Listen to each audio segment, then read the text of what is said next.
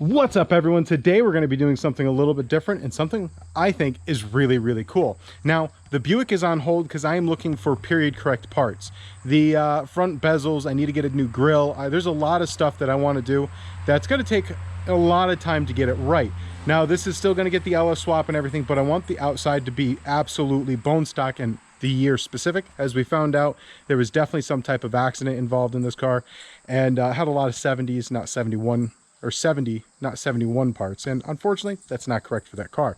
So I remember I was digging through the salvage yard, and stuffed way back in one of the trailers there was this one pickup truck, and I've always wanted an old pickup truck, especially now that I'm really loving building rat rods.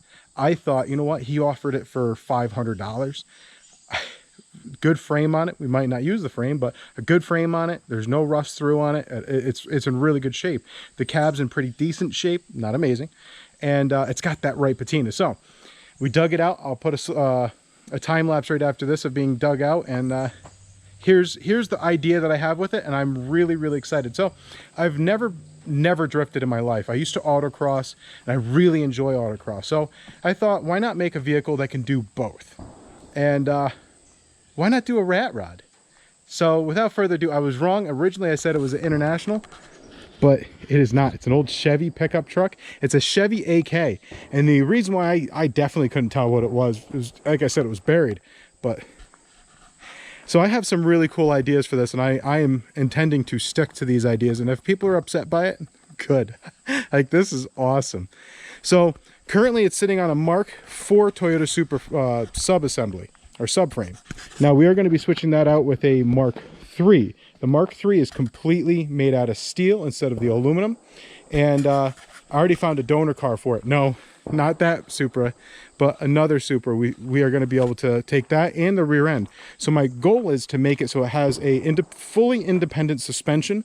We have a whole ton of work to do, and something that I discovered while working on this car was not so much that I enjoyed building the engine or anything else. I really liked the fabrication. So I am super excited about fabrication on this thing, and the patina on this thing is oh my god, guys, just take a look. I'm hoping I can drop her another 6 inches, but that will be that's yet to be seen, because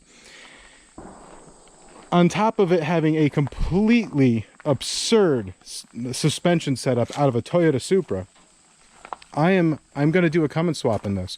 Yes, that's going to be nuts. So nuts that I'm fairly confident, based off of the geometry we have here, it's going to be a tight fit, but we're probably going to have to put all the cooling behind the cab. So we're going to have to do a lot of really fun stuff on this thing so that it all jives together. But this thing just has the most perfect patina, I guess you'd say. Like, I would say we're going to probably just clean her up as much as we can with nothing more than a Scotch-Brite, and do a direct to clear, kind of like they do on some of the more modern rat rods. We have a lot of fabrication to do throughout here. Not that big of a deal. We'll be able to work that in correctly. We'll grind it nice and smooth so it doesn't look like it's been done. And then we'll just probably do some flash rust.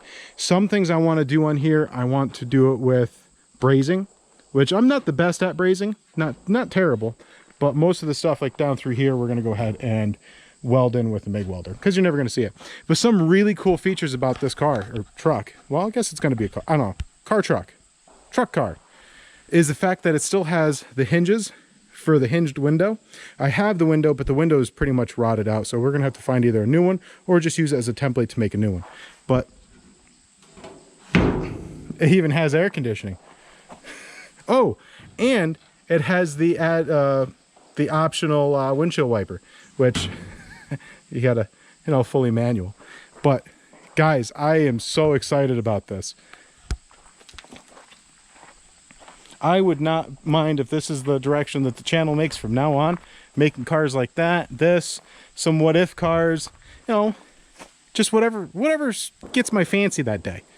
So as you can see, the suspension is literally just stuffed into place so we can kind of get an idea of how the wheels are going to look. But I love it, guys. This is a pretty quick video, but this is going to be the project immediately after this, while I'm collecting all the parts I need for that car right there. Oh man, guys. Oh, this is so cool. Just having it sitting here like this. As I said, I would like to drop it about 5 inches, about half the distance it has currently, but with the frame that we have right here, we're not going to be able to use it, I don't think. Mostly because if I was to leave the wheels and the back the way that the frame has it, I think they're just too far forward. Even though that gives it about 110 inch wheelbase. I think it looks better if we space the wheels out a little bit more. What do you guys think? Now, we will extend it. We have to put a box on the back of it. I have to figure out what we're going to do with that. Like I said, we're probably going to have to put the coolant back here, so we're going to have to do something to divert air from the front to the back. Probably what I'll do is up here, we'll probably have some form of ducting so that it goes up underneath and then out, but all while making it so that it's pushing air down. We don't want the car to lift up at high speed. So we're going to have a lot of things to play with.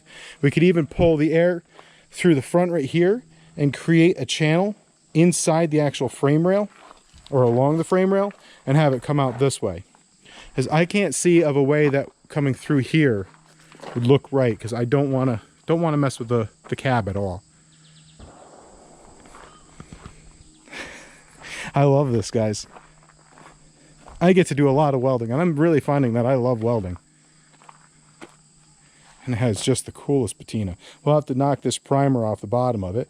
We'll have to cut and put some patch panels in it, and then just make it so you don't see where it's been welded together, and just flash rust it. But I don't know, what do you guys think of this monstrosity? I love it. I think it's so cool. So, really quick episode for you guys today. I hope you enjoy. I hope you enjoy the next project. I got to sneak it inside the garage the best I can. But we're going to be finishing up this car fairly soon. Well, relatively soon. And then we can just enjoy this. But I'm really, really loving these rat rod projects now. So this won't be a rat rod. That won't be a rat rod over there. And eventually we'll do other things like just fixing up the truck over there, or the Jeep over there, and doing a Cummins swap in the truck. But that's it, guys. My 2 rat rods sitting right next to each other. What do you guys think? All right, I'm just too excited. I gotta let you guys go. You have yourselves a wonderful day, and remember, keep her shiny side up.